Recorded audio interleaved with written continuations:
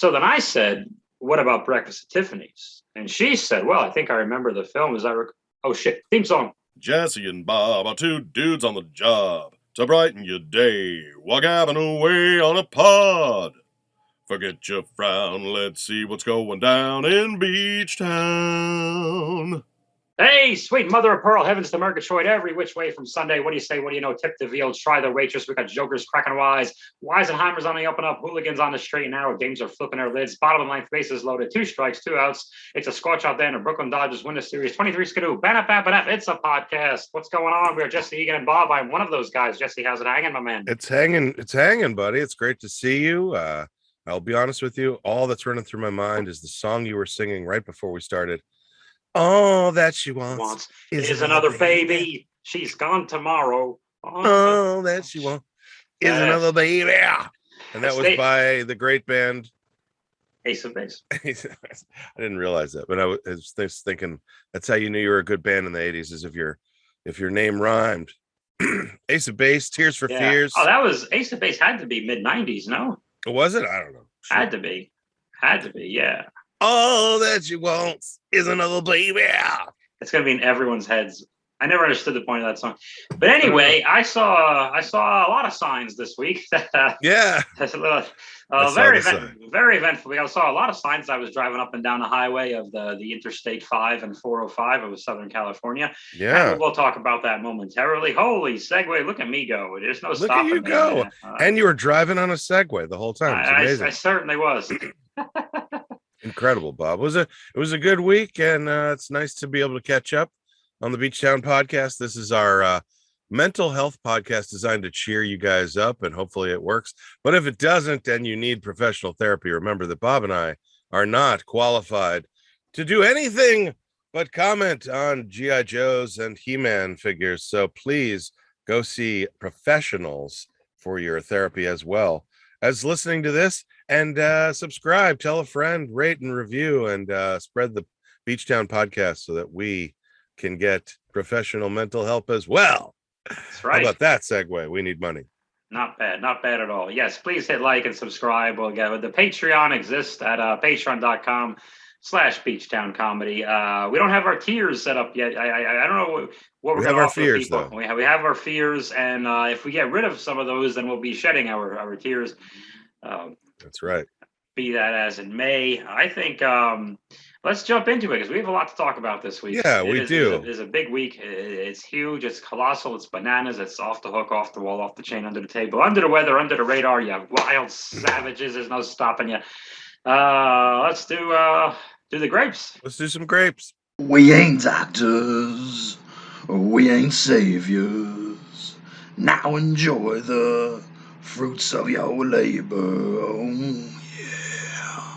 All right. For those that haven't listened before, if you're jumping in out of context here, GRAPES is an acronym. It stands for G, gentle with self, R, relaxation, A, accomplishment, P, pleasure, E, exercise, and S, social. And the idea is to track each one of those during the day, try to do as much as you can to fulfill each one of those letters in the acronym for your own mental health, make you feel a little better. And how'd we do this week? I think it was an active week for us. We had a lot of stuff going on, and that usually helps. I notice for my own mental health that when it's a boring week with very little activity, not so great. What do you think, Bob? Yeah, you need stuff going on. The same way that I wake up better when there's like, someplace I have to be. Like that helps a lot. Yeah. Good to have a purpose. You need a purpose, and I had a lot going on this week. It was a lot of appointments. There was a lot of there was interviews. You had some great news. I don't know can we start with some good news before we even get into the G, or do you? No. No one wants. Nobody wants to start like nobody wants to hear good news. The thing is, people tune in. I think maybe they want to chart their mental health journey along with ours, but I think in reality, people just want to see a car wreck. It's like, you know what it's like? I'll just tell you. It goes faster that way because I don't want to waste your time. It's like a monkey fucking a football. It's always like that. It's exactly like a monkey fucking a football. You'll watch it, but I mean, if you come home late at You've night. used this metaphor more than once on the show, and it never makes any sense. And it's episode 11. I think you're actually hurting people's mental health with this metaphor. So, Well, but I don't know if I'm hurting them with the metaphor. I think I'm hurting them with the imagery. you think people tune in to go, well, I'm not doing so great, but at least I'm doing better than these two jagoffs. Like these That two makes monkeys. sense to me. Yeah. These two monkeys fucking a football. Yeah. Oh, yeah, that's possible. Yeah, I think that is really what was I talking about? I think you were going to give us your G. Why don't you start with G? I'll start with G. I'll tell 'Cause you this thing. Go Mine's ahead. terrible. Okay. Yours has got to be better than mine. I'll tell you this thing. I am a very courteous driver. I like that one. I use my left and right turn indicators, but most importantly, and that is important, I always make in Kearney Mesa, I'm very good at not getting road rage. I think that's the better way to describe it. I'm very good at not getting road rage. It's very easy in Kearney Mesa. As you know, there's restaurants up and down Convoy Street. There's busy parking lots, people pulling out, blatantly running red lights. Just expect the worst thing that can happen all the time. Just blatantly straight red. It's not even yellow turning red. It's just red. And they just, it's late. They just don't care. So it's very easy to get upset. It's easy to get frustrated, especially when I was driving Uber Eats. But I'm very good at first it shocks you. And if someone's stops short in front of you for no reason with no indicator and then just turns into a parking lot and didn't need to do that to you, it shocks you. And then it angers you. But after the shock wore off, but I'm always very good at reminding myself, hey, you didn't get in a car accident. Yeah, that's the worst thing because even though the accident probably wouldn't be that physically dangerous, it's the insurance, the headache, the arguing of whose fault it is, and all the headaches that would come and the money that would come from it. Is like you're not dealing with that. You just got pissed off for a second, you slam the brakes a little, which sucks. But do you ever in that moment actually worry about the food? You're almost in a crash. Like when my mom, she would drive and something would happen, she would reach over with her arm, right across my throat, like to try to keep me from going through the windshield or whatever. Even, I got a seatbelt on already, but she would always give me that hack to the throat. Yeah, which is, I don't want him to get injured. Yeah, I don't want you to get hurt. Just right to the. I go, oh, thank you, mother. And But do you ever do that with the food? Like you're like, oh no, we're gonna crash.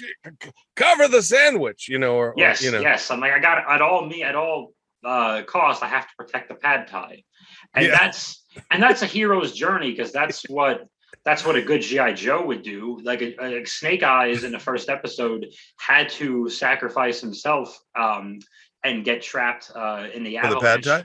Right, to save the G.I. Joe's pad thai. That was in the that was on the Cobra Island episode, Battle of the Pad Thai. And in that first episode, that's where Snake Eyes was blue for 5 episodes instead of black and dressed in black. For those who don't know, he was dressed in black. He was a commando ninja, but he sacrificed himself and he ends up living anyway, which is good because we like Snake Eyes. And the series was new, so we got to sell some toys. But that's how I see myself. When I save people's as Snake Eyes, I see myself as that a Superman would grab a nuclear missile, at the danger of his own life and fly it into the sun. Mm-hmm. And Batman, oh my God, how many Batman at the end of Dark Knight Rises? I know you love those movies. Has to fly in the bat wing with the bomb on the boat, knowing there's no manual whatever. So the hero makes the sacrifice at all costs. The mission is the thing. Yeah, and the mission is the pad thai. Yes, these people are hungry. They're starving people. Yeah, and I think this is a good G. Really, is because how many times now you don't have this happen often, but when you do have a passenger and you are constantly driving like a maniac, it really makes them uncomfortable too. It's completely stressful. And I remember that like when I'm in a mood and I get in the car and I start driving like that. That's when I switch it over to classical music, because then when you get road rage, you could sort of flick people off like a conductor and just be like, you're still mad, but you just manifest it differently, Oh, that's nice. I like that. What about what's your G? My G is I can make some really good eggs. How long were let's go behind the curtain a little bit, because we were postponing this for a minute or two because you needed a G. How long were you scrambling for the egg one? Well, it was hard boiled to come up with that. It was not over easy. It took me at least, did turn the egg timer on, and I think honestly it was about 2 days of coming up. I couldn't think of any G. That's why I had to postpone. Yeah, well, it looks like the yolk's on us. Yeah, it really is. But we've been cooking breakfast here at the house to save some money, and just trying to eat in more, like our short-lived segment, dining in. It can come back. It can come back anytime, especially now that we're cooking a lot. There you go. And when we cook together, that's the most fun. Like if she's like, I'll make the coffee and whatever, and I'll make the eggs, and I make some really good eggs, Bob. Yeah. I have gotten it down. Fuck yeah. We got a little herb garden out front, and I'll like pick a bunch of herbs and I'll put them in the eggs. And I got my egg game pretty strong. What kind of eggs are you making? I do fried eggs that are sort of over medium, so like the yolk still a little runny on the inside. Yeah. But not over. Oh, that sounds very nice. Well, doesn't it feel good to come out of your shell and tell us about the eggs? It does. It's good to just crack into something new and sizzle it up with tasty yolky eggs. Yeah, no, I think that's really not as good a G as yours, but if you try my eggs, you might feel differently. It certainly would, and I'm sure if I had some delicious eggs, I'd be even less susceptible to road rage. Yeah, I think once you have my eggs, there's it's road joy. I like the full on driving in a euphoric state. Which is not to be confused with the eggs they are fertilizing at the sperm bank that did not hire me. But but at the moment, the egg is on their face. Yeah, yes, that was a good one. I'm gentle with myself. I'm going to second G. That was an awesome pun right there. Right. That was a great pun. I'm taking that. Taking that. Can't believe they shot you down at the sperm bank. Real shame. But those are good. Those are decent G's. I mean, yours is very good. I couldn't come up with one, but then I made some eggs and I thought, all right, I got this. I thought of that yesterday on the way to Walmart. Okay, cool. Let's talk about Walmart. No, let's talk about R. let's talk about relaxation and how we did this week. Been going to the pool more. I even went once by myself, which is going to be in my exercise here, but I found like I always sleep better when I go swimming during the day, so been sleeping pretty well, and also R has never been my problem, so let's do yours. Yeah. Well, what I'm doing to relax, this is more of an awake relaxation because of my hernia and whatnot, and my right hip and my left knee and my right big toe. I do have good elbows. Just on a side note, I got pretty healthy elbows, so don't cry for me, Argentina. But I sit all the time on just this folding chair with a tiny padding, which I'm sure has helped me tremendously in the last year. And I know, I don't use my couch all that much. I've been using it more lately, but to watch things on my laptop, my 17-inch big screen, I went to Walmart. Okay, I went to Walmart, and to help myself relax as I watch things, and I think it takes a little bit of the pressure off the bulging lump in my pelvis. You can't see it because of the dewy meadow that I'm behind for our audio listeners. But I bought an office chair. Oh, very nice. It cost exactly $69, LOL, because it's like a sexual position for our audio listeners. It's a sexual position for our video listeners. I really don't think that really matters. It can be one for anybody. I'm not going to judge you, but for $69, LOL, I got an office chair, and I feel I assembled it. It was kind of a pain in the ass to assemble, but I used an Allen wrench that it came with.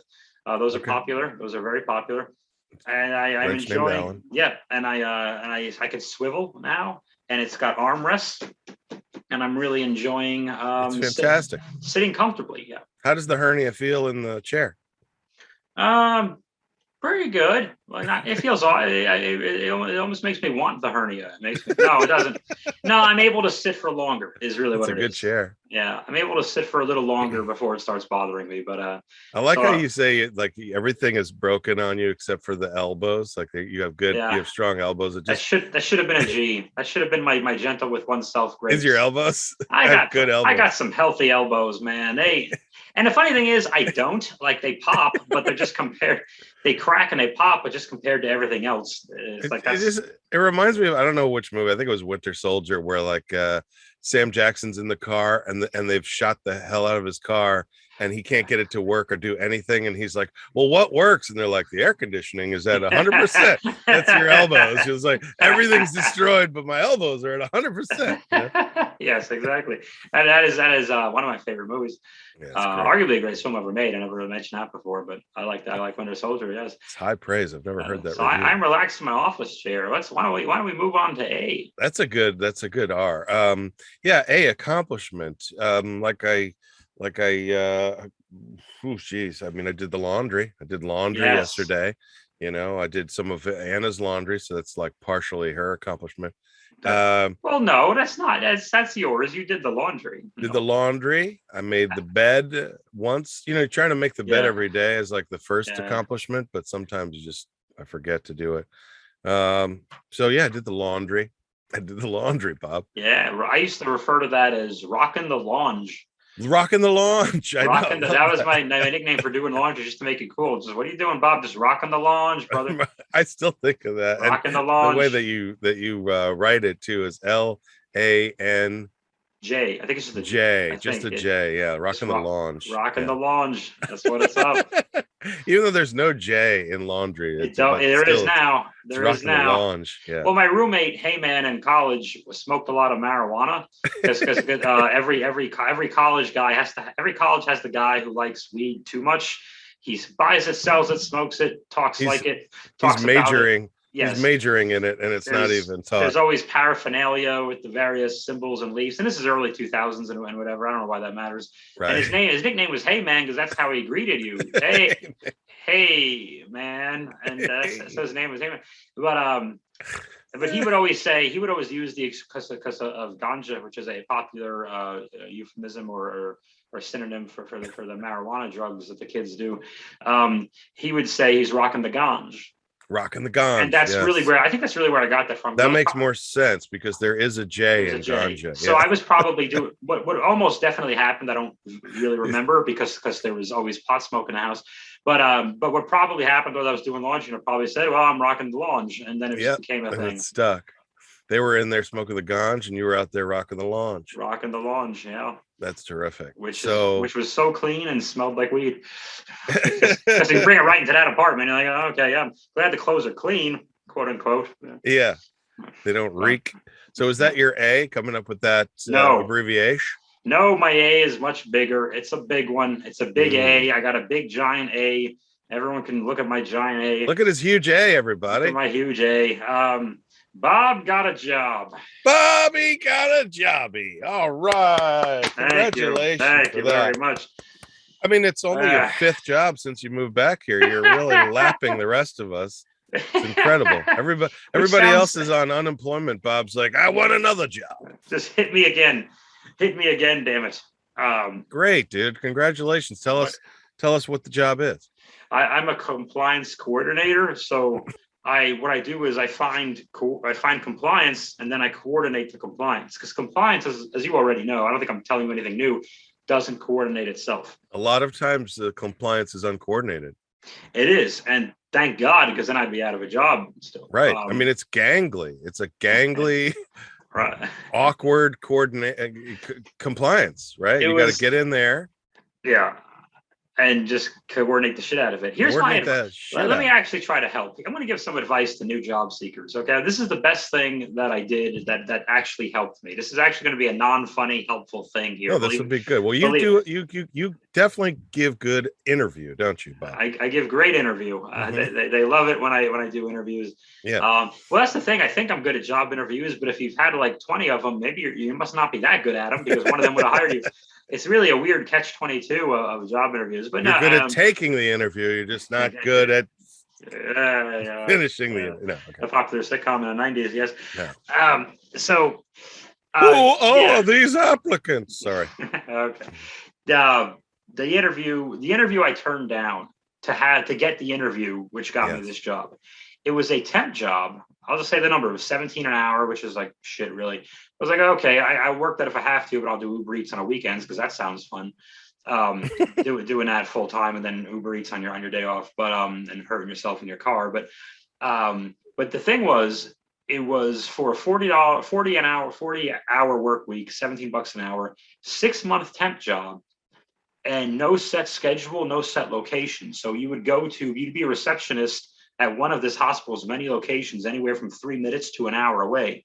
Okay. And it wasn't every day, Monday 8 to 5, whatever. It would be a combo of day, evening, and nights, 3 to 11 or midnight to 8. Excuse me, 8 to 9, 8 to 5, whatever it is. Okay. You would do that, but you would only find out that crazy schedule like the week before. And the interview, let me make this clear. The first round interview was, so maybe you don't get it, was from 8 to 1:30 on a Monday. It was 5 and a half. Long interview. What the hell? That you may not get. So I was like, this is a colossal waste of time if you're a job seeker. Yeah. Don't do these things. Don't take these things, people. Hold out as long as you can. Eventually, I know sometimes you can't hold out forever. And I came really close to holding out. I held out by the skin of my teeth, God damn it. But I did hold out. And I wrote, and once I got a phone interview for like a half an hour in the middle of like 11 o'clock, in the middle of that time frame for the job I eventually got. Once I got the phone interview, I immediately, emailed and said, hey, I'm just not doing this. And I even told the temp agency, this is a bit of I was very polite, but I said, this is just an economically bad way to spend your time. And it's not very respectful to job seekers' time for the staffing agency. You mean agency 5-hour interview window? Yeah, for the 5-hour interview people. And even if I didn't have that other like half an hour phone interview for the job I eventually got, even still, I don't think I was going to do it because I just wasn't going to torture myself. Because really, I could have driven around Uber Eats, made some money. You could apply to jobs, a lot of jobs in 6 hours. Yeah.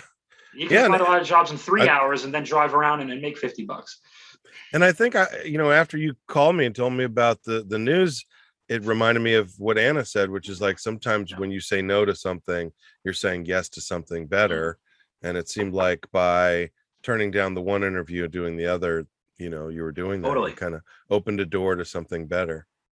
So that's Absolutely. great. No, she's right. And I want to add this too, really quick. I had a job interview the day after the interview for the one I got, which was like a backup. I didn't really want it. Again, it's 15 to 17 an hour. Why would they tell you? Because it is a shitty time. Employers are taking advantage of job seekers badly, and no one ever talks about it because who cares? On the phone before the interview, just to set up the interview, this lady, small business owner, physical therapy place, she says, only 2 people have applied to my job. I keep hearing there's all these job applicants, but no one's applying to my job except you and like 1 or 2 other people. She's like, what is it? Do people just want to sit home and collect unemployment and not work? And right away, I would have strangled her if we were over the phone. I'm so glad we were over the phone because I wanted to kill this woman immediately. And still, I went to her job interview, and she ended up. By the way, that's not a good way to get the job, everybody. If you strangle the interviewer, yes, totally. So Zoom interview is probably good. Zoom is better for that because it's just them. For our video, our YouTube watchers, it would just be me coming at you like this from a dewy meadow. Like, what a way to die. On Zoom, you just start posting emojis of strangulation in the chat or something. The interview is done. She also said, I told her I was vaxxed because it's like a medical facility, and she didn't care. So she's like, I don't really care. Weird. She's like, I don't care if you're vaxxed. I'm like, well, you may not care if you go out of business, but be that as it may. So the interview is going very boring, and then it's not bad, but it's like neutral. There's really no energy. I'm half asleep, and I'm really like, and she doesn't really want to talk to me. She clearly doesn't. She wants. I don't know who she wants there, but not me when she sees me. And she's like, this isn't, she didn't say it was going badly, but she's like, usually my dog's here every day, and I really depend on my dog to tell me who the good applicants are. And as she said that, her dog comes around the corner and he rubs up against my leg like a cat and just lets me scratch his ears and says hi and everything. And as she's interviewing me in her office, it's just me just petting her dog, just scratching his ears, just having a good time, scratching his back, and it just has him answering her questions. So I was like, I knew I was going to get it, but I really didn't want it. And That is a really weird interview, though, to be Yeah. like, normally I let the dog decide who gets a job. Like, what? Is he the CEO? What's going on yeah, here? what, how many decisions is this dog making? Which is interesting, which I wanted to find out, and I would have taken it as a backup, but they also said there's no health benefits in the ad. Gee, I don't know why anyone doesn't want to apply to your $15 or $17 an hour job that's full time with no health benefits and no area to move up whatsoever. And the other people, she had me shadow like the other receptionists. There's two of them, and they said we don't want someone who's going to only be here for 10 or 11 months, so that we have to retrain. How long do you expect a $17 or $15 an hour employee with no health benefits 25 years to work there? Like if they stay a year, you got lucky. It's a get back on your feet job. So employers, I think they're banking on that dog to draw some people in. They'll be like, well, there's no benefits, but there is this sweet dog to pet. And it really kind of worked on me. Like I bet it did. Thankfully, the other people were like, hey, why don't you take this job? So that's all my job stuff. So I almost took it for the dog. So that's my advice to job seekers: hold out from crap as long as you can. And sometimes you have to take the crap. I understand, but hold out. And maybe drive Uber Eats in the meantime. Drive some Uber Eats. Protect the pad tie at all. That's with your life. Protect the tie. That's good. Well, congratulations, man. Thank you very much. I'm great. I'm so happy for you. I'm so grateful to the universe for that happening, and it's great that you got some good news. But yeah, that's an accomplishment. But your P, I think, is almost as exciting because you got to visit an old friend this week, right? Well, I was going to use that for social. Oh, really? Jesus, I don't think that counts. Again, why doesn't that count? Okay, well, we'll wait till we get there. But arguably the greatest mind of the 21st century, and that doesn't count as social. No, because social is interacting, I think, with other people and talking to other human beings. Have you weighed the options? Well, I think I love dogs as well, but I'm not sure that it. I don't know if it counts. Actually, you know what? I can do something else for social. Let's do the P. Let's do the other big one, and then I'll pass it over to you. Because it's a big one. It is a huge one. Huge. I drove from San Diego to Redondo Beach, and I paid a visit to the God of Thunder himself, the King of Kings, arguably the greatest mind of the 21st century, one of the most brilliant thinkers of our time. I paid a visit to Luigi the pit bull. Yes, who I took care of for my roommate's dog, who I lived with, and then I moved out, still took care of the dog, moved back in, took care of the dog. For a good 7 years, I took care of the greatest pit bull in the history of the world, one of the greatest philosophers and innovative thinkers and creative artists that we'll probably ever have the pleasure of meeting, at least within our lifetimes, I'm sure. Luigi the pit bull. I mean, and I'm sure anyone that follows you in any capacity is familiar with Luigi. He's been in many of your films, and yes, he's been featured in endless photographs, but it was really nice to see the pictures. I was so excited to see the reunited, and it feels so good. It looked like a lot of fun. So much fun. I got to see him and give him all his scratches and watch a sunset over the Pacific Ocean with me and Luigi and his owner Marlene as well, who was a big fan of the grapes. Once I told her about it, that's cool. She passed it on because I told her it came basically I learned about it from you, so she passed on to thank you for the grapes. So we'll go. We're building the audience one at a time. That's terrific. So it is very good. It is very nice to have people jump on board, little by little. And I got to spend a good 5 hours with my buddy. And I bought him Milo's chicken meatballs. So I got him. I hooked him up with an expensive with Target. This isn't I didn't go to Walmart for Luigi. Fuck that. That's not a Walmart kind of dog. I went to Target for this. Target meatballs. That's where half the people are wearing a mask anyway. So I got him. I got Target meatballs for Luigi. He got chicken meatballs, so he loved them. And we took some naps and walked around and just that's so fun. We told stories. We just You can't do much better than that for a P for pleasure. No, your best No. buddy and get to hang out again. And I when think really it's the main reason you moved back to California is because the dog. How close can it moved be here to for- Luigi? But I wasn't going to Yeah. move to Redondo Beach. So I don't know Redondo Beach or LA or it's just south of LA, Los Angeles for our international listeners, which is actually most of our listeners, oddly enough. So yeah, that was great. I drove back. The ride home was not pleasurable with my hernia and my hip and everything else. But I could have done. I did very well with traffic on the way home and pretty good on the way there. So don't drive. I didn't even bother with rush hour. I left Redondo Beach, the Los Angeles area, at 8:12 p.m. Oh, perfect. And I just sat out the dinner thing and. So no, I'm in the rush hour, and I just sat out and this ain't happening. And Marlene made me a lovely dinner too, with salad, brown rice, and a bison burger, which I never had before. Wow, yeah, I had a bison burger, so that was absolutely tremendous. That was my pleasure. That sounds amazing. Yeah, a little bit of social there too. If she was there, you get to hang out. But that's amazing. Yeah, I got to catch up. Yeah, it's so much fun. My P probably not as exciting because it's just more shows, but I had a couple shows. Did one at the Madhouse, did one at the American Legion in Encinitas. That was the one where Norelli had booked me and then afterwards told me how hard it was going to be. He's like, after I agreed to do it, he's like, now listen, they're going to heckle the whole time. Okay, they talk over all the comedians every show. He's like, I needed to book strong comics to even deal with that. I was like, awesome. So it went great. Although I kept calling, I did it at least once, calling Encinitas Escondido. I can never get them right ever. I do mess that up too. I get that, like Escondidians, and they're like, what? Escondidas? We're in Encinita, and if I get close to Encinitas correct, I'll probably say Ensenada, which I've done also, which is in Mexico. So I'll be like, I love it here in Ensenada. They're like, you're high or drunk? Where What's are wrong you? with you? Yeah. So it's like, good to see you guys. Good to see all you empanadas for coming out. Great to be here in Cleveland. I love it. I want to thank all you quesadillas for just coming out. Yeah. I love it here in Chalupa.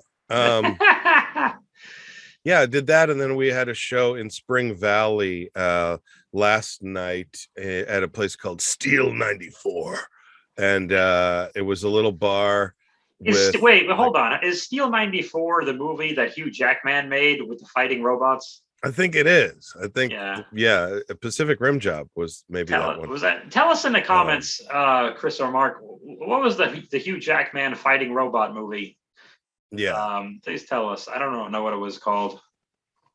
Steel something. It was huge jacked robot man. I can't remember. But so we had a show there with Paul Ogata, who was headlining. It was very funny. And there was really only 12 people there, but luckily they sat at the back of the room. So so that was good. But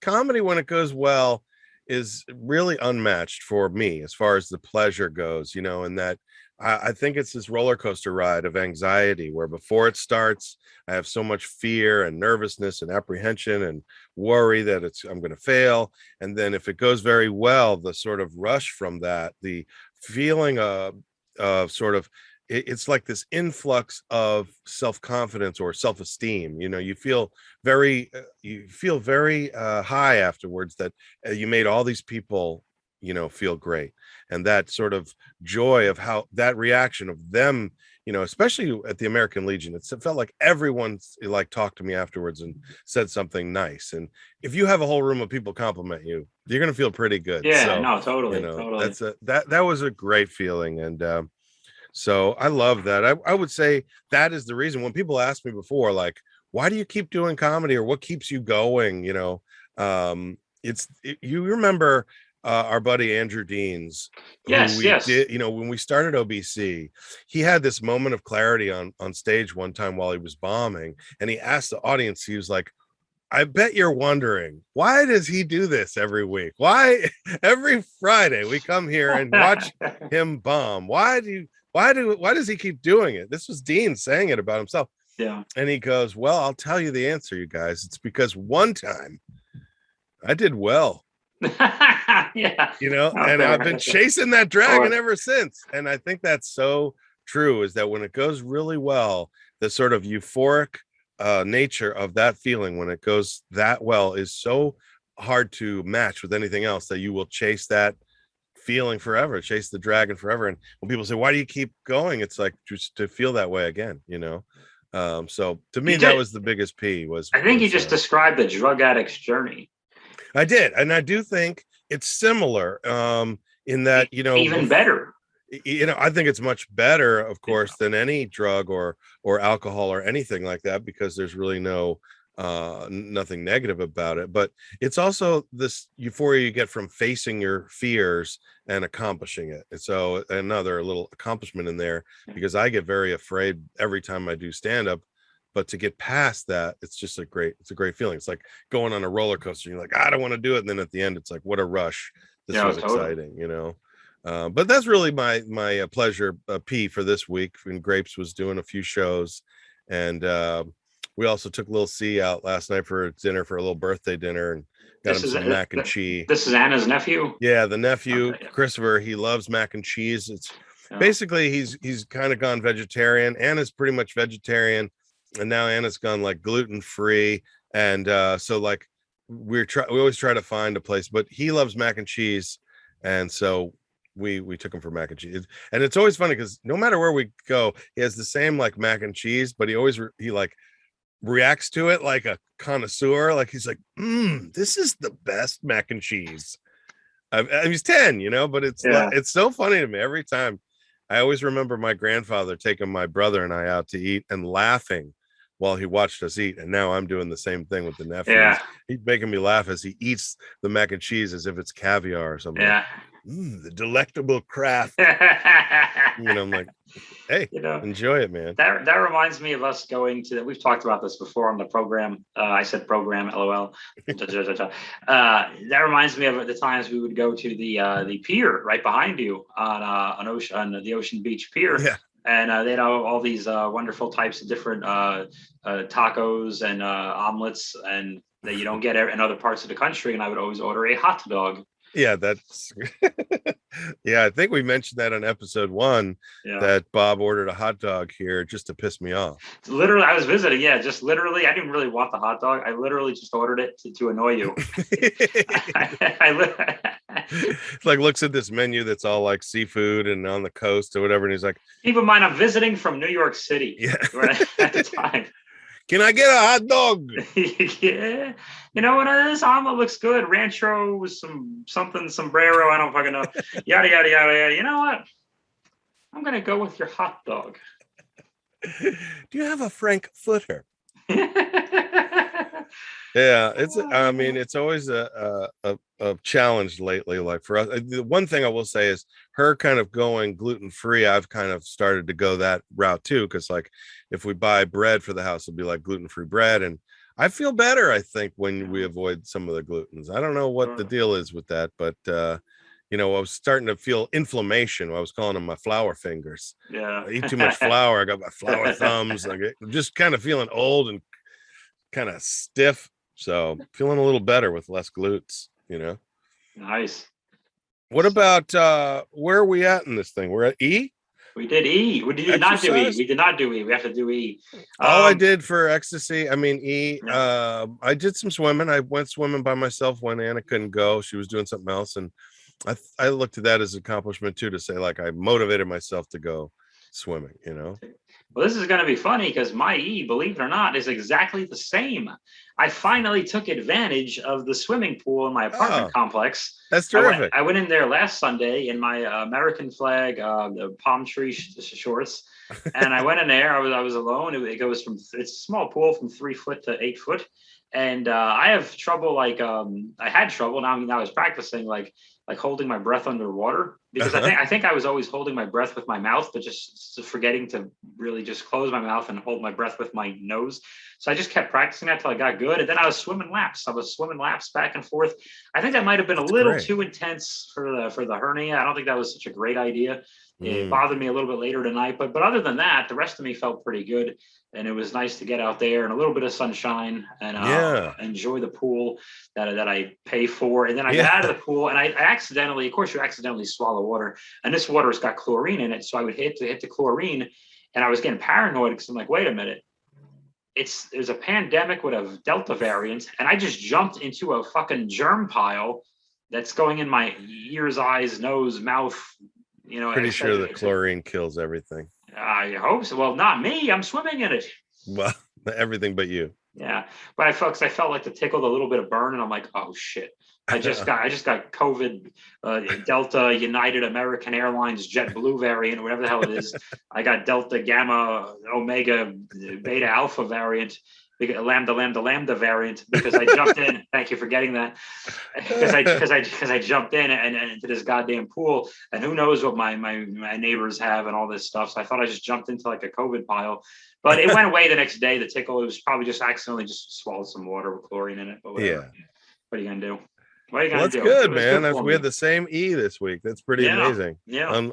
Unlikely, but that's cool. And then we get to S, which is social. And, I think we've gone through it a little bit already, just talking to Oh, each other and talking to our nephew's significant other and to Marlene and to yeah. Luigi. I think we've done some social Well, there. I'll do a little bit because I want to talk about a show as well. Oh, yeah. I'd love to Last hear it. Saturday. Did you do the So store on Thursday?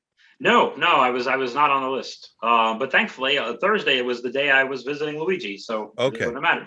I mean, I probably would have done the show, and if I was on, but no, I'm not on that one. But on last Saturday, I did two shows at I was the only comedian on a burlesque show. Oh, wow. Yeah, we didn't talk about that yet. Huh? Yeah. We got to talk about The this. crazy burlesque We show. must talk. Wow. We cannot leave this alone. We cannot leave this alone. Yeah. Oh, I want to hear about this because I've done that show before. Yeah. And I remembered how awkward it was. Now, when I did it, they made us do two sets on one show. When you were doing it, you actually had two different shows, correct? Yeah. And Yeah. you were doing two sets on two shows. Right. So tell me how it went. Well, I get there, and I mean, there's girls in skimpy outfits everywhere, and you can't. Like you have to you have to be respectful, of course. You want to avert your eyes, but the thing is, when you're the only comedian on this show, there's one of you, so it's not like, oh, I'll like if we were on that show together, I'd be like, okay, you and I are just going to look at each other and bullshit, right? We'll just talk. Yeah. Yeah, exactly. Well, you can't really do that, and time goes by very slowly. And of course, this was a 6:30 show that was moved to 6. That started at 7. So I'm there 5:30 like a professional, and the goddamn thing starts at 7 o'clock. So basically, there's girls. They're doing all these singing. Not I keep saying singing. They're dancing. They're doing all this choreographed dancing routines and yada yada yada. And they're all in skimpy outfits, and some of them are half my age, and so on and so forth. There's belly This is burlesque, right? So it's kind of like old school stripping. Yeah, What there's would you no call actual it? stripping, of course. Right. It's an outdoor show anyway, but it's more like a sexy tease, I guess. So it is the way you could describe it, or an artistic, sexy expression or whatnot. Because there's one woman, she's just doing like a crazy stretching thing hanging from a rope, and this other lady's like in a full leotard, but she's just juggling a table with her feet. I remember that. That was impressive. I got to follow her both times. That's what it is. Because here's the thing. It's tough to let follow. me go back. Well, let's backtrack. Let's go in because now I want to talk comedy for a little bit.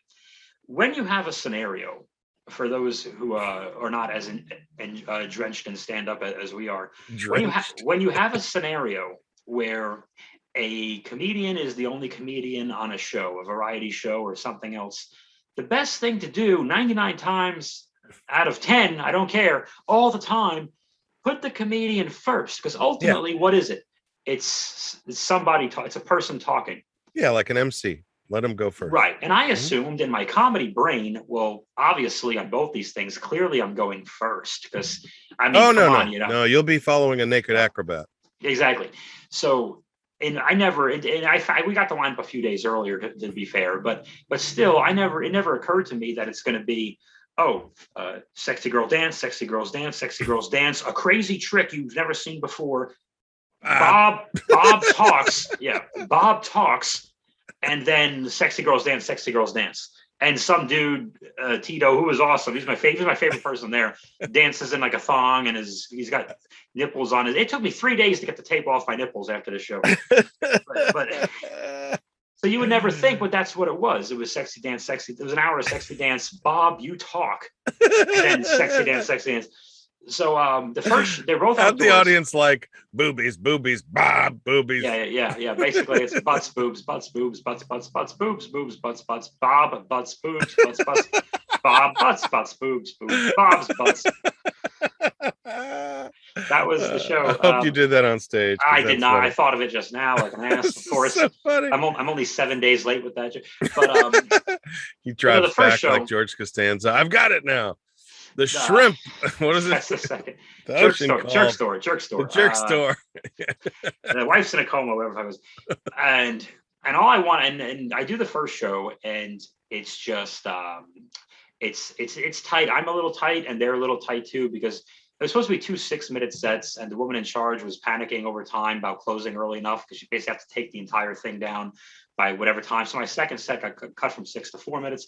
The first one did well enough. Like, I didn't horribly bomb and embarrass myself. I got enough laughs and enough response outdoor after an hour of sexy dancing, mind you. So for those circumstances, in the first show I did okay.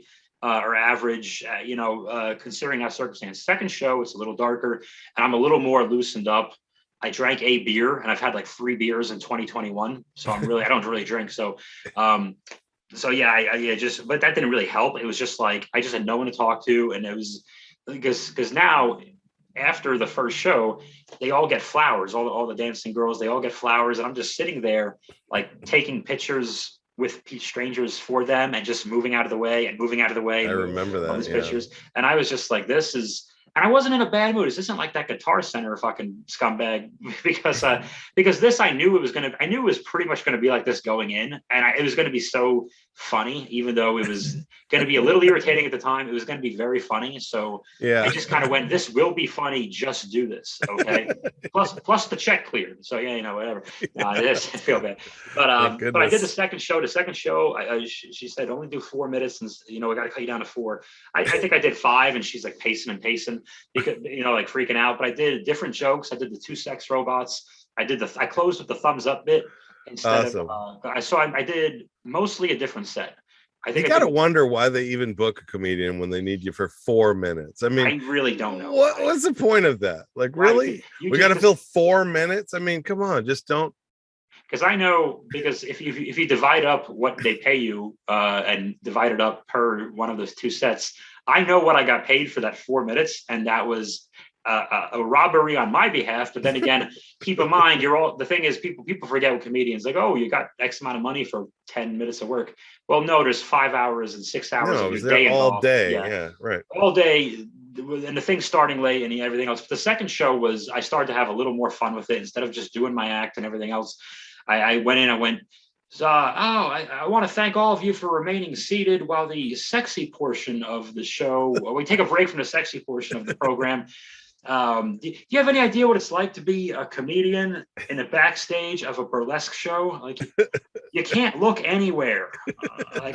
I was here 3 minutes. I went on Twitter, canceled myself. Like, I'm done. I can't, because they'll be talking to you. Oh, how does a comedian? And like at least 3 of the girls were like, I think I want to do stand up too. And I'm like, you want to ruin your life? Make money, hot girl. What the fuck's wrong with you? But then they're like, oh, blah, blah, blah. Anyway, hang on. And they turn around, they stretch, and I just bend over in front of you. And you're like, I can't, but I can't.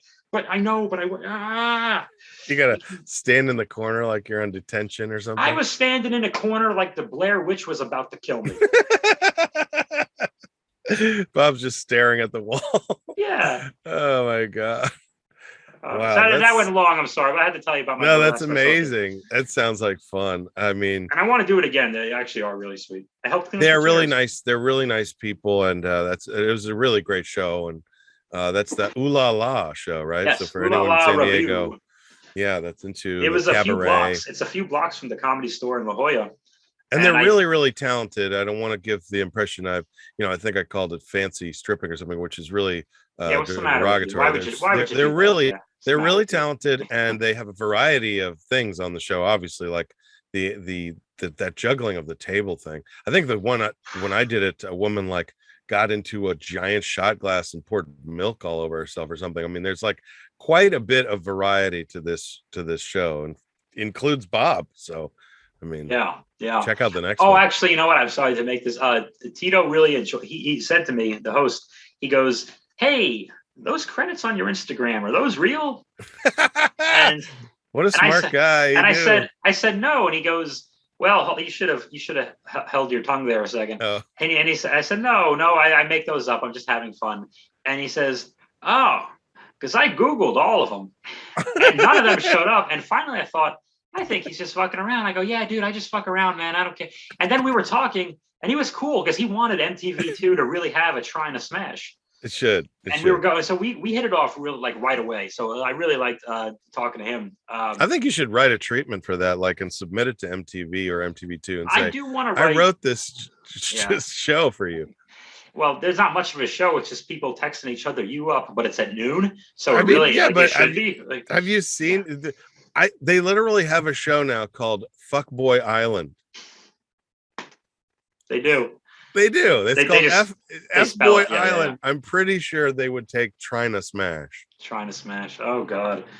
Oh boy. Well, we were talking about all the fake shows, and he was and the one thing better than most stand-up comedians, he successfully like brought me up without a blink, as the voice of Wilson from Castaway the Animated Series. Here is Bob. And a second time when he paused after the Castaway the Animated Series, he paused and it got a little murmur of a ooh.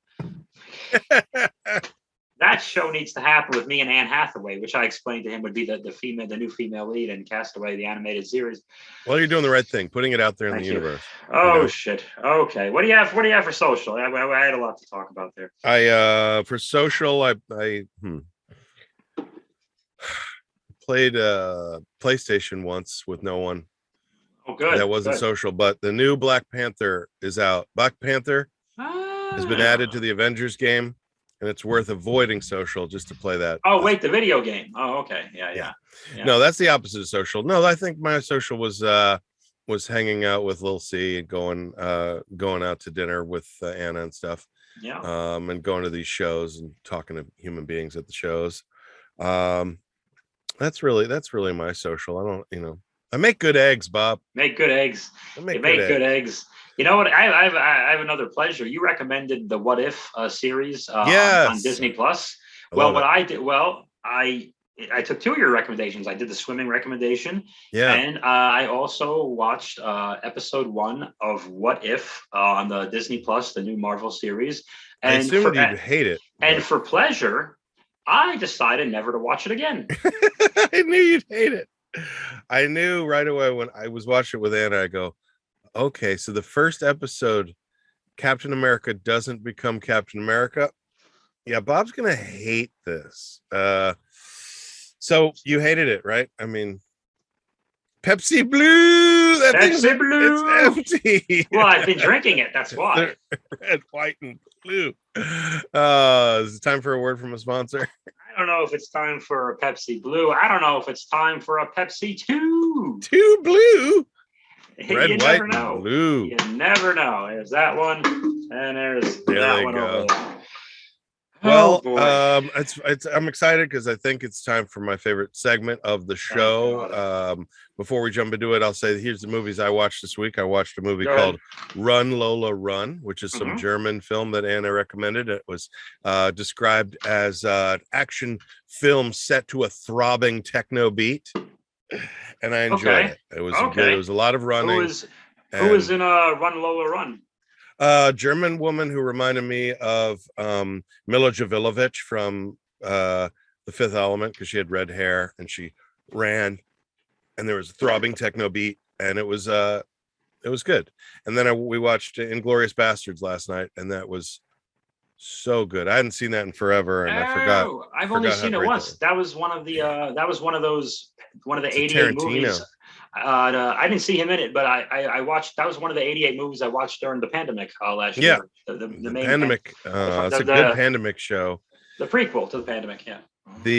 Every Tarantino movie, I feel like he just gets better each time. And of course, I've seen this one before, but it had been a while, and Anna thinks it's probably his best movie. It feels like a foreign film. There's so much of it's in French and German, and and arguably the best film ever made. Arguably it is. So, but yeah, really enjoyed that. But now we get a review from Bob of something very exciting. It's time, everybody, for At the Theater. Popcorn and previews, movies and reviews at the theater. At the theater. And we are back. During the theme song, I was enjoying a Coca-Cola Cherry Vanilla Zero. Cherry Vanilla Zero Coca-Cola. That's too many things. Stuff. Yeah. That's so many things, but I was enjoying one of those. And what you can do right now before we hit At the Theater is right now for both our YouTube watchers, our YouTube viewers, and our Podomatic listeners, go to coca-cola.com / Cherry Vanilla Zero Sugar and enter the promo code Beachtown. And you know what happens? Not a damn thing. Zero is what happens. Yeah. For zero sugar Coke vanilla Zero cherry Coke. We're more like sponsor zero. Okie dokie.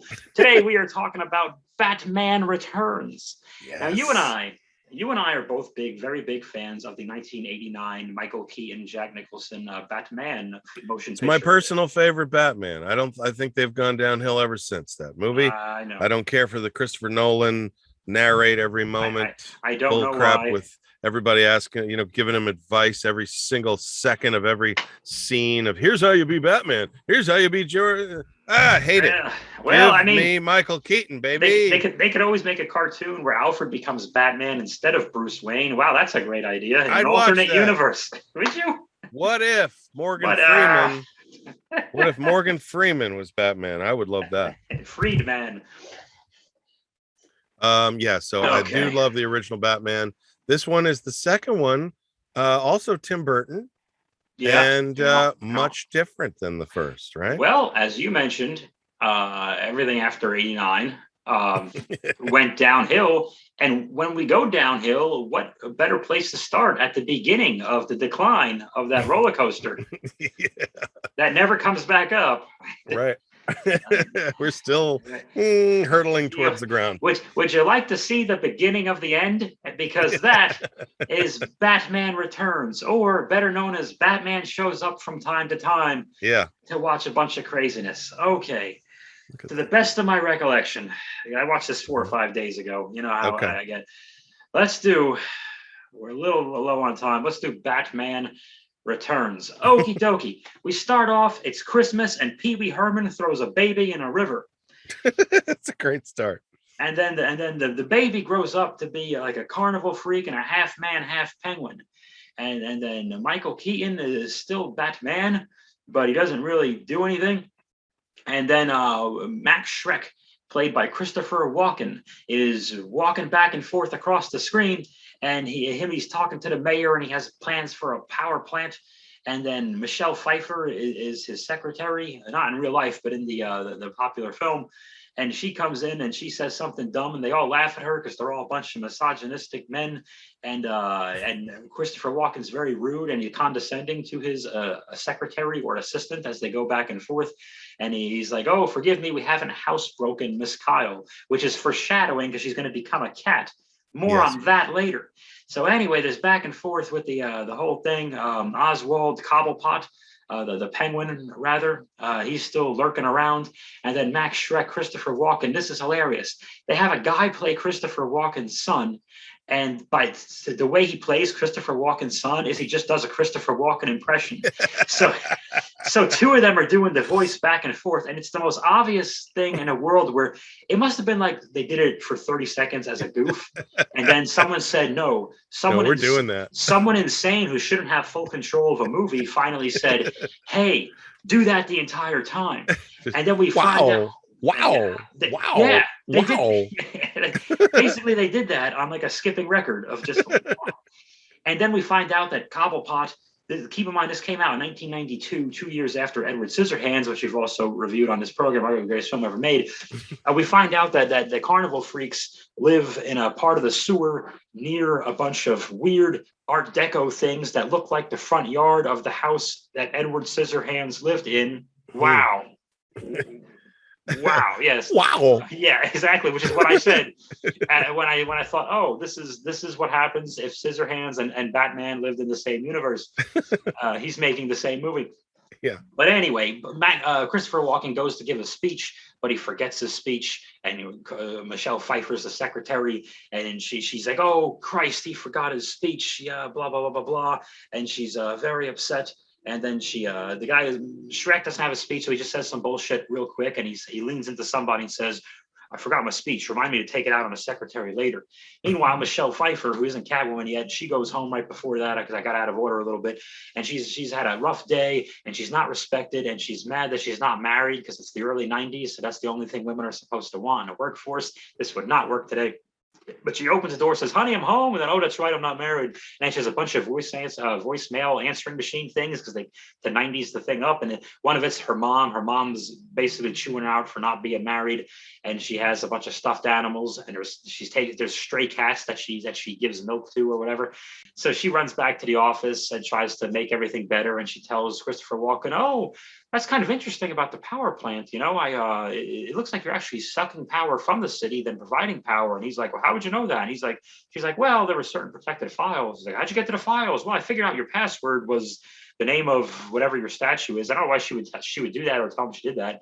Yeah. So anyway, he throws her out of a window, and she breaks through the window, falls to her death, and like 3 or 5 or 19 or 48 like stray cats come and they start chewing on her fingers as she's dead, and somehow that gives her magical powers to become like an undead Catwoman. And there's just cats everywhere. It looks like your apartment complex. It's unstoppable, and they're chewing on her fingers, and that wakes her up, and she starts twitching. She goes back to her apartment. Batman's nowhere to be found, and he does not return. He should Those return. Cats just wanted food, by the way, because MJ always bites my fingers when he wants food. That's all they wanted. They were going to eat the Catwoman.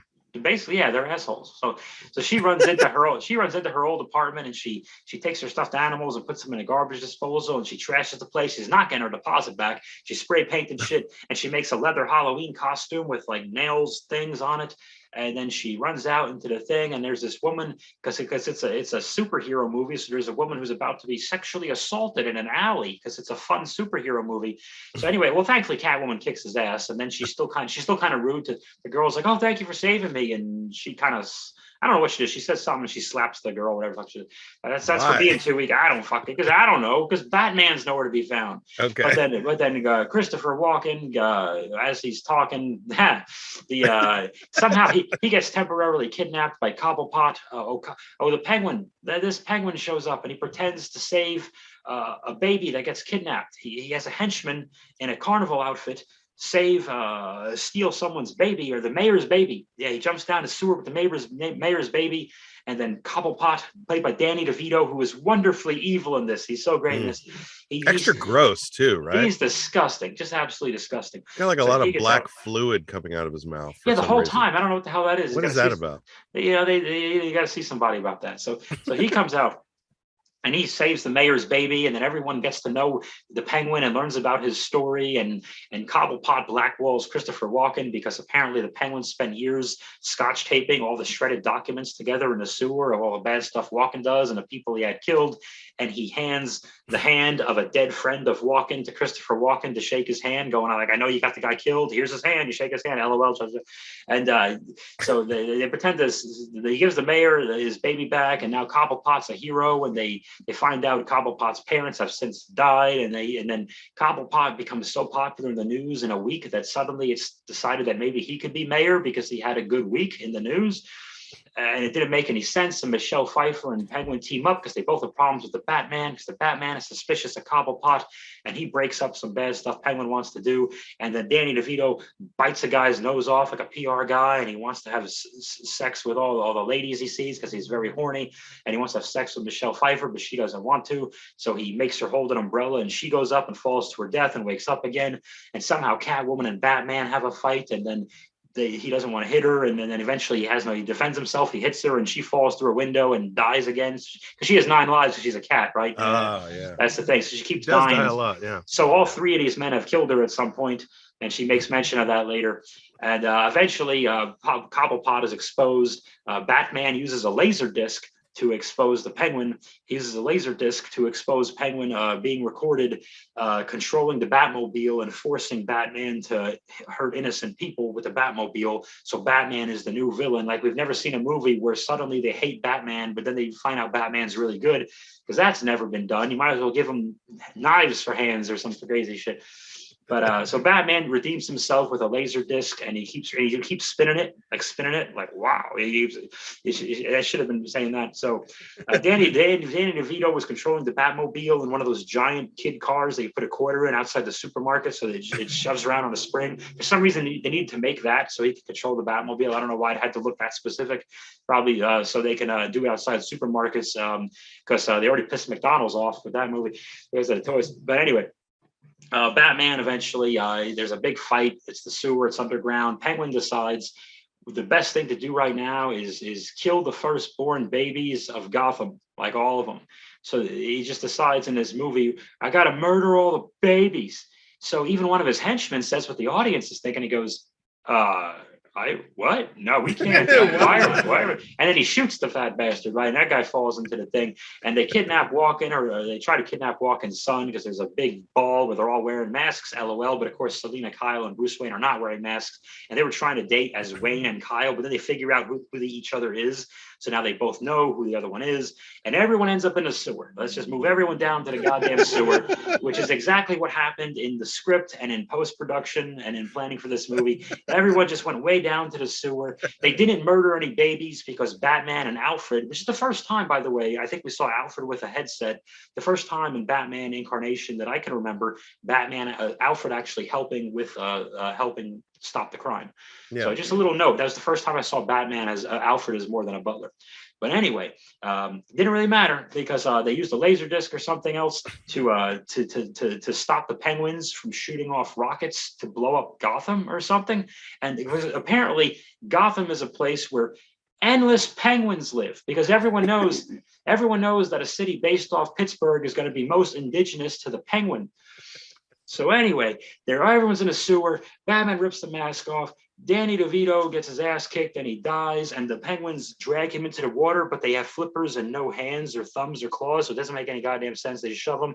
And then there's a big fight, and Selina Kyle electrocutes herself and Christopher Walken by kissing him and using a taser that she took from one of the bad guys earlier. And then she dies again for the 80th time, and her and Bruce Wayne can't be together. And Michael Keaton just tears the rubber mask off in front of Walken. Thankfully, Walken dies right after, so no one knows the secret.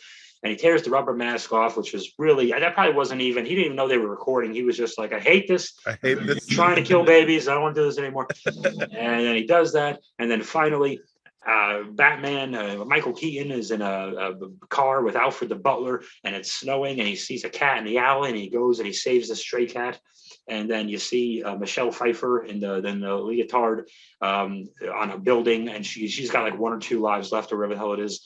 And then because it's Christmas, and Alfred says, "Well, Merry Christmas, Mr. Wayne." He says, "Merry Christmas, Alfred, and goodwill to all men." And then he pauses and goes, "And women." And then you see Catwoman, and then they go into the credits. And thankfully, there's no end credit scene where she falls and dies again. Where she falls and dies again. Just gets hit by a bus because she's not looking at what she's doing. And that is Batman Returns. So before, I appreciate the synopsis. That's fantastic. Before we get into your review of it, you mentioned how McDonald's was pissed off, and I had read that basically the movie was so anti-children, it was so anti-kids that McDonald's was really upset because of their sponsorship of the film. And it's bad when McDonald's finds something bad for kids. I mean, when McDonald's goes, this is bad for you. This isn't healthy for your children. Don't watch this Tim Burton child massacre movie. This is the most Tim Burtonist thing, I think, of all the Tim Burton things, of all your Beetlejuice and your Batman 89 and your Edward Scissorhands and yada yada yada. This is the most Tim Burtonist goddamn thing. This did not feel it was exhausting to recap this film for you, by the way. Like, it was just reliving it because there's way too much, and I went along here, but it's just I picked an image too without Batman because there's so little Batman in Batman Returns. You're waiting for him. It should have been called Batman Says Hello. Batman stops by. Batman wishes you the best in your future endeavors.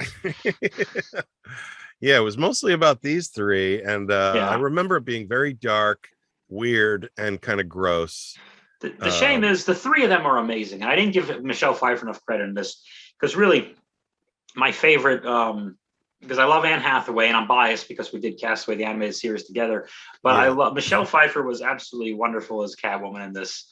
And she shows a lot of range, doesn't she? I mean, she really... She's mousy, weak secretary to just a vengeful. Like, she's actually still relatively good-hearted, but she's way more obviously anti-hero and vigilante than Batman. Batman has rules, and this one doesn't. And she's really more about vengeance, but at least she's targeting bad people, so it's not as bad. But they just can't be together because Batman has his rules, and you can't murder except for the people he occasionally murders. And Batman killed Batman who doesn't kill lights a henchman on fire, and the guy runs away. I wonder how this film would have been if it had just been like the Catwoman movie.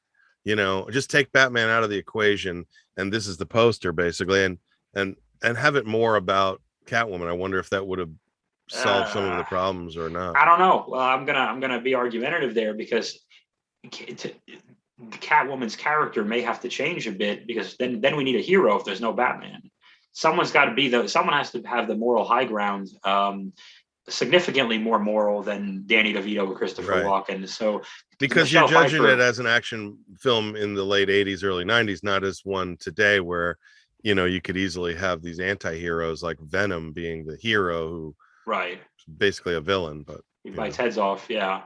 I think Michelle, they would have to change. Catwoman would have to give herself some rules if there was no Batman in this, to have like an actual hero. But because Batman was around to do the right thing, i.e. He-Man, for those who do not understand, the Catwoman's allowed a little more freedom to bounce back and forth. She kind of rides that middle line, but she's only hurting bad guys. But she's over the top hurting and murdering bad guys. But they're bad guys, so who cares? Batman's definitely killing henchmen who all have to be dressed like clowns or wear wacky skeleton masks for whatever reason, which they did not do in Batman 89. Those are those little things of, this is another example of that. They let Burton have that. They let Burton have this. They have all this wacky, curvy statues that also exist in Edward Scissorhands and everything Burton did for the rest of the 90s, like Nightmare Before Christmas, whatever the hell it is, the claymation thing, or I don't know. Yeah. Now, I had also read that in production of this, he was also going to be given the reins to Superman, and there's some footage of Nicolas Cage as Superman with Tim Burton directing. But I assume that this film, Batman Returns, did so poorly that they scrapped all of that. Poorly critically. This movie made a ton of money. I think somebody say even more than 89 did, or at least an opening box office weekend. Wow. It broke a lot of records because people loved 89 so much that they're like, we have to see this. Oh my God, it's coming back. Whereas I'm sure there were people hesitant with 89. They probably still thought it was Adam West type of Batman. And then they learned eventually, gradually it was awesome. Like, oh, okay, we got to keep going. Because Batman 89 was in theaters for a long time, I think, for a little extra time than usual. But this movie was just like, oh my God, it was like The Godfather 3. Like, they're going to follow up this. Oh, I got to see this. And they did. And then they went, there's a lot of baby murder. And they start off. What was the first thing I said for this synopsis? Pee Wee Herman throws a baby in a river. Baby in a river. Yeah, it's bizarre. Yeah. It's too bad, too, that the movie did so badly critically, because that was the end of Michael Keaton as Batman, too. They had to switch that up which was the one thing that really was working. And then they went through a whole series of shitty Batman. But regardless of the overall critical response, my concern is, what is your review of Batman Returns, factoring in all of these things that we've discussed and your terrific synopsis? Can you give us a quick, maybe, I don't know, 1-sentence review of Batman Returns? If I could sum it up in 1 sentence, let me take a second. Okay, I think I got it. Arguably, the greatest film ever made. Wow. High praise, and such a rare thing from you to review it that way. But that's fantastic, Bob. If anybody is interested, rush out to 1989 and check out Batman Returns. Is that when it's from? No, 92 is Batman Returns. Well, rush out to 89 and watch the first one then. You know how we all call the one we like Batman 89? Yeah, that's the one from 89. That's the one from 89. All right, so go back and watch that one and forget this one. But that's fantastic, Bob. That was a great review. Thank you very much. I think that brings us to the end of the podcast. That was exhausting. I'm Batman Returns. I'm so tired, I could throw a baby in a river. Well, don't. But to all of our listeners out there, we want to thank you guys for supporting the Beachtown podcast. I've been Jesse Egan. You can find me at Jesse Egan Comedy on all social media. My comedy special is called That's the Spirit. It's on Dry Bar Comedy, and you can check that out. And where can people find you, Bob? Well, my new job is remote, so they can find me at home. Nice. On Linda Vista Road. I'm not giving you the address. So, because 2 people would show up right now. Who cares? But no, I'm at Bob Hansen Jokes on Twitter and Instagram. For my G.I. Joe fans who enjoy my son Bob self-made G.I. Joe cartoons with stop motion and everything else. New one is coming out very, very soon. And some Masters of the Universe is in our near future as well. So definitely check those out from my toy people, my wrestling people. What a big weekend. Today, at the time of recording this, SummerSlam is a few hours away. Tomorrow will be Sunday, will be NXT TakeOver 36. Monday will be Monday Night Raw, and Tuesday will be the episode of NXT. That is 4 hardest part of the ring wrestling podcasts that are coming out right after we sign off of this. So my wrestling people, hardest part of the ring on Podomatic and on YouTube, the same places you can find Beachtown. Stay tuned with me. Take the journey with me through so much spandex. Take the journey. And but most importantly, Beachtown Comedy is where you want to. That's where you get your quickest update of when our new episodes are up. Podomatic and YouTube. Beachtown Comedy. Also, we are on Patreon. We'll figure out some tiers, but just follow us, stay with us. We're going to keep you posted, so that's where you want to keep posted. And also, did you put out the unboxing video yet of the? Yeah, we're not. No. You're going to cut that out. Yeah, too, I have to cut that. Damn, I have to cut that out. Yeah, no. Fun boxings are coming up with a variety of new fun toys and surprises for all you crazy cats. Sounds good. And all you crazy cats, the craziest cats of all, apparently just keep falling out of buildings and windows. But they keep living, though. Yes.